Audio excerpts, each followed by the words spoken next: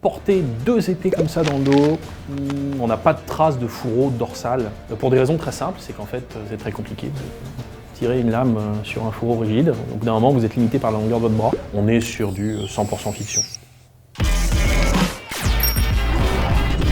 Je suis titulaire d'un doctorat en histoire médiévale et moderne, spécialisé dans l'étude des arts martiaux au Moyen-Âge et à l'époque moderne. On va essayer de voir quelle est la représentation de ces arts martiaux dans le cinéma, les séries et les jeux vidéo aujourd'hui.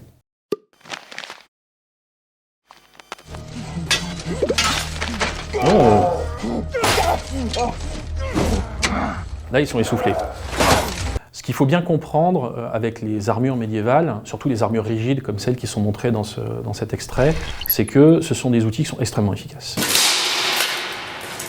Ça protège bien, ça n'entrave que très peu la mobilité. Par contre, ça a un défaut, c'est que c'est lourd. Enfin, c'est lourd. C'est pas excessivement lourd. Une armure comme ça pèse 20-25 kg au maximum. Réparti sur tout le poids, c'est inférieur à un équipement de pompier en déploiement, par exemple. Si on nommait les armures un petit peu simplistes et un petit peu baroques en termes de cohérence historique, on est sur du 90-95% de crédibilité historique.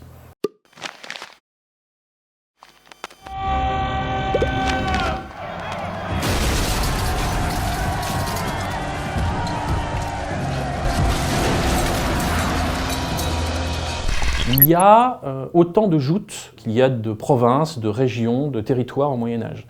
Néanmoins, dans la joute médiévale, à cheval, on peut noter quelques permanences. Notamment, comme on le voit dans cet extrait, la chute d'un des 2 chevaliers suite à un impact est synonyme de défaite. Par contre, je n'ai pas connaissance de cavaliers qui joutent sans armure.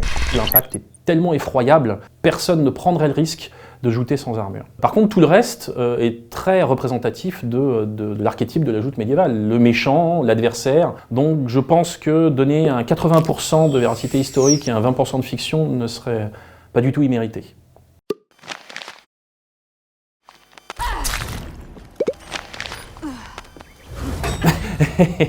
Paradoxalement, ça c'est vrai. C'est totalement sourcé dans une série de manuels d'arts martiaux rédigés en allemand au cours du XVe siècle. On a une représentation de l'un des 2 duellistes qui dévisse le pommeau de son pas de vis. Normalement, il le lance sur l'adversaire pour le déconcentrer et pour le prendre par surprise. Ah là, on est bien sur du 90% scientifique et 10% parce que par contre les équipements montrés sont un petit peu fantaisistes.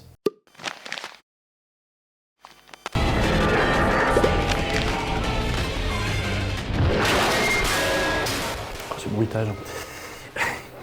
De très grandes épées, de grandes épées comme ça, un peu démesurées, ça a existé en particulier au XVIe siècle. Une grande épée à 2 mains au cours du XVIe siècle pèse entre 2 et 2,5 kg, ce qui représente un petit pack d'eau. Toutes les épées ne sont pas forcément destinées à être utilisées. L'épée, c'est également un symbole. Le porteur ne les manie pas, mais il les porte en public, lors de processions ou de manifestations publiques. Je dirais qu'on est sur du 50-50. La mise en scène et la gestuelle sont très amples et donc rendent bien compte du poids et de la difficulté qu'on peut avoir à manier de très grandes armes. Bien sûr, sur le côté disproportion, il y a également 50% de fiction, mais c'est très agréable.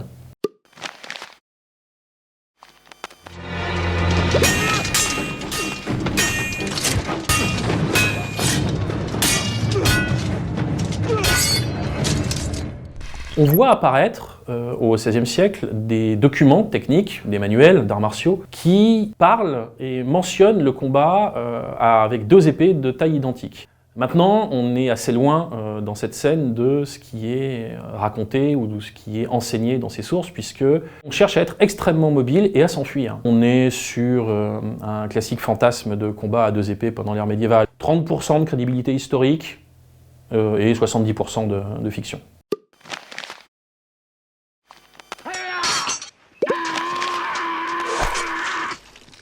Victory is mine.